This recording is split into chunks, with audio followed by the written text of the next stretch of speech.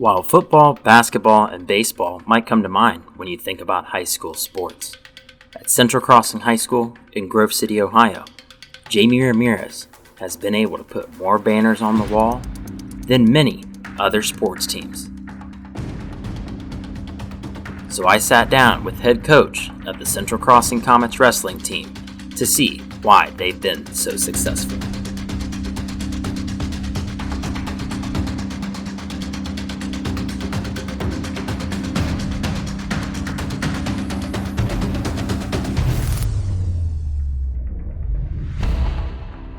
Coming in here, they had a successful program before I got here. They had won multiple OCC titles.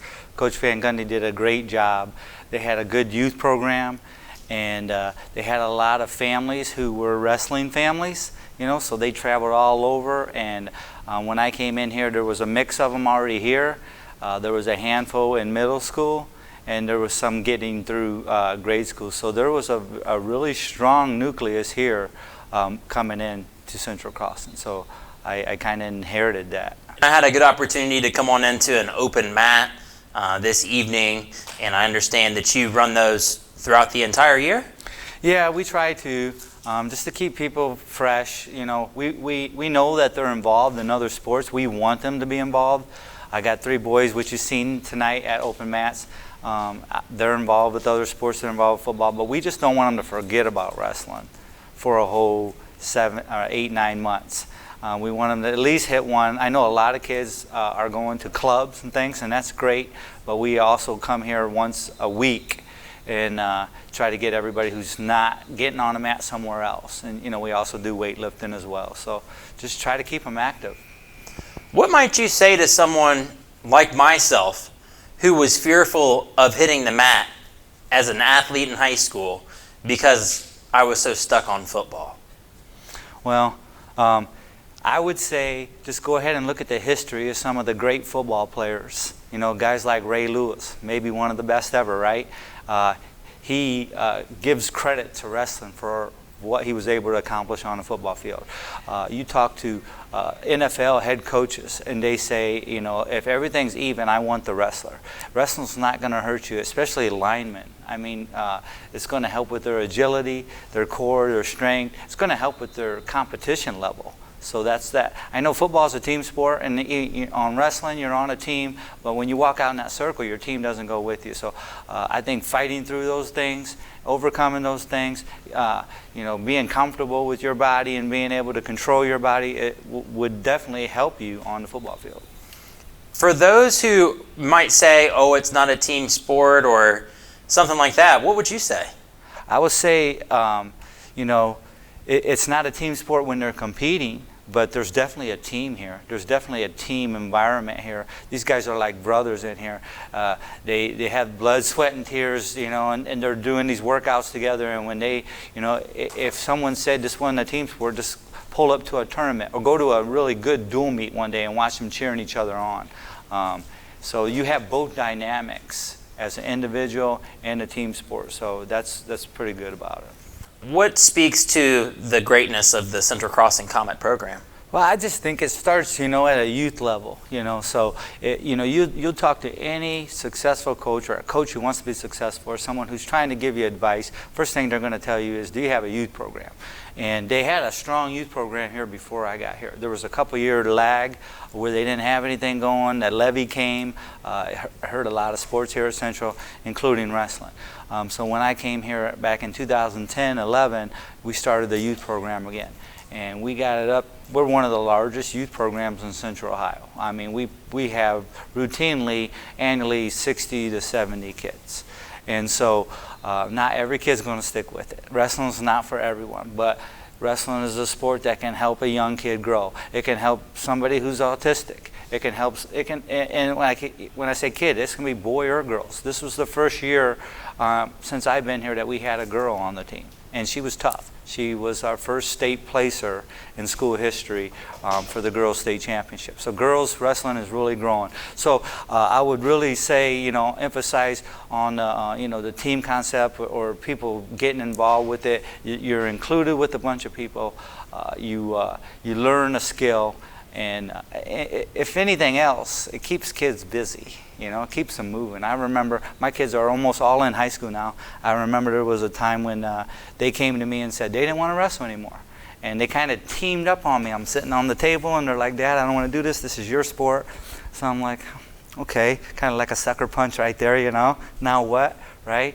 And then I'm like, okay, that's fine. You don't have to wrestle, but you're going to come to practice. You're going to do the push-ups. You're going to do all the workouts, because they just were saying they didn't want to compete. But a lot of kids, if you give them the easy way out, they'll take it. Mm-hmm. So they came to practice, and then by the time they did all that, they said, well, we might as well compete. We're doing all that. So I just think, especially now with this COVID era too, some kids, you got to keep them busy. You got to keep them moving. You got to keep them engaged. So that's what we try to do on a youth level here, all the way up, and hopefully we keep them. And I'm starting to see kids. We've had a good surge come through here from youth kids, and that's why we were really good for a while, because like I said, I inherited a good bunch. Now we're starting to see kids trickle in that've been in the youth program, and that just works wonders, once they get to high school. Were there any kids who you've now seen come through high school here? Just about my whole team right now.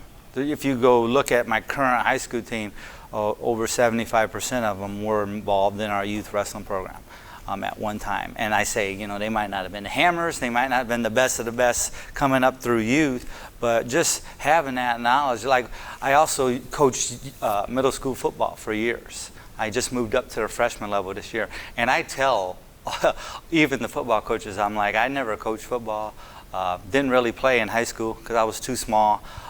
And I do it to recruit. I love football. It's great. All my kids play it. I love watching it, and I actually love coaching it. But my first reason for doing it was, hey, I want to get the athletes out. And so even even if you couldn't get them out at youth, you can get them in middle school. That's huge, right? Even we got our state champion, Cam Teacher. He started wrestling in high school. He didn't wrestle in middle school, so he was just a heck of an athlete and bought in, and he's doing great things. What was Cam Teacher able to achieve after starting wrestling in middle school? Oh man, what didn't he achieve? I mean, he was a state champ. He was outstanding. His state champ his senior year, undefeated. He was outstanding wrestler of the tournament, the state tournament. Went on to become a 4-time All-American, and just recently was a national champ for NCAA Division II, and was voted USA Wrestler of the Year. So I mean, people know who Cam Teacher is, and I always tell the story to even the kids today. I remember him as a freshman, because it's a brutal sport. It's a tough sport. You've been in our room. It's not for everybody. And so I remember he was standing at the door one day after a couple of weeks of wrestling, and this was his first time out. We could see that he had the skill level. We could see that he had the potential. But it was going to take some time. It was going to take some work, and he was ready to quit. He was standing at the door with his mom. He was ready to hang it up, and we wouldn't let him. We wouldn't take no for an answer. And he was a football player too. I think it helped him become a better football player. And then he ended up choosing wrestling for college and got a full ride, and the rest is history. Wow. Yeah. If Cameron Teacher had gone on to quit that day, he wouldn't have ended up becoming a 4-time All-American and a national champion at St. Cloud. I got on a Zoom call with Cameron so he could tell me a little bit about his experience at Central Crossing. He got me to wrestle my freshman year, and it was tough to where there was a time I wanted to quit, but no, he wouldn't let me. So, I mean, if it wasn't for him, then yeah, I really wouldn't have been here, really, because he's the person who really got me into wrestling and really got me to, help me get to where I am today, really. I think there's a philosophy behind, or a method rather, to your madness. You're not going to let anyone just have the easy way out. You're going to continue to push them. And what is that behind you? Is that just a coach mindset? Is that a father mindset? What is it for you to see potential in someone and not just let them walk out the door? Yeah, because I was thinking, a lot of kids we get, you're not going to get state qualifiers out of them, not state placers. There's a small percentage of kids that go to state, even smaller that place. You know, or state champions. My high school coach, Al Voganaller, you know, he coached his whole life. He's in coaching Ohio High School Hall of Fame, and he never had a state champ. Sometimes it takes a little bit of luck, right? So it's all the other kids you touch, though.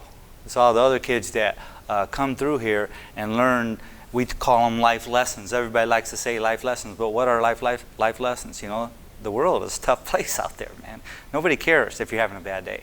Nobody cares if things are going tough. You know, and here you learn to fight through that stuff. You know, and everybody heard that statement. You know, if you start quitting this, the next thing's going to be easier to quit, and the next thing, and it's a domino effect. Well, it works the other way too.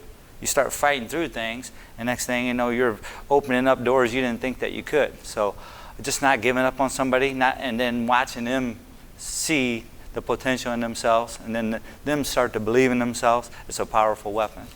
You know, so. And I guess as a father, figuring out now that my boys are older, I see them as these kids are my kids' age. So, yeah, it's the father in me, the father instinct in me, as well as the coach. So they go hand in hand. For anyone who thinks I might want to come wrestle, and I know there's no recruiting. Yeah. But well, we can recruit. We can recruit in our building. We can recruit in our hallways, sure. Which I do. Yeah. Sure, within the school. Yeah. But in the OCC, it's a tough district overall. The Ohio Capital Conference, and depending on where you are, you're battling against schools like the Dublins and the Hilliards, Upper Arlington, Olentangy. They have $1 million complex, don't they? Yeah, Olentangy Liberty. Yeah, they just built it a few years ago. They had it was pretty amazing facility they have. If you were to have $1 million facility, wouldn't you be winning states as a team? Well, I don't know. I think you can get things done in a room. I mean, our room is not very big. It's a mat and a third. You know, would we want a bigger room? Yeah. Would we want all that space? Yeah, probably. But I think you can get things done wherever you're at. What goals might you have for your team and for other individuals coming into your program in the coming years? Well, you talked about being in OCC, how tough it is, and I can attest it's 30-some teams, and we're broken up in 4 divisions, and I remember the one year where we had some hammers, and we ended up placing 5th in state overall as a team, score-wise, Division I, and that, you know, that's pretty good, and we placed 4th in our conference that year. So if that gives you any idea, of course that's dual meet versus tournament-style scoring, but still. So our goals. My goals have always been the same, philosophy-wise, with the program is when you stand out there in that circle, we talked about being a team, but your team doesn't go with you. Well, one thing I want them to accomplish is when the match is over, I want that other person that was out there with them to know there was somebody standing there. I want them to know, hey, I had a battle for this. Win or lose, this kid came to fight and not give up and just go out there and, you know, just try your best. You know, of course I want to win. I'm very competitive, you know, but I want the kid to go out there, keep getting better, and fight, you know. And so I think if you work hard and you continue to fight and you continue to try to get better, this sport, you can't help but not see the improvement, you know. And we have, you took pictures and you can see in the background all of our state placers. So if you place in state, you're going to get your picture on the wall. If you qualify to state, you're going to get your name on the wall. And that's going to be there for the rest of their life. That's not going off that wall. So the kids know that, you know. Like they see all these pictures. You know, I want to be next to this person. I want to be the next one, you know. The youth kids come in here. They look up on the wall. They see the pictures. They see the names. And they start having goals at a young age. I like to do that. So, you know, it's great because it's a sport where you can set your own individual goals and you can attain them, you know, and who's to say you can't do something?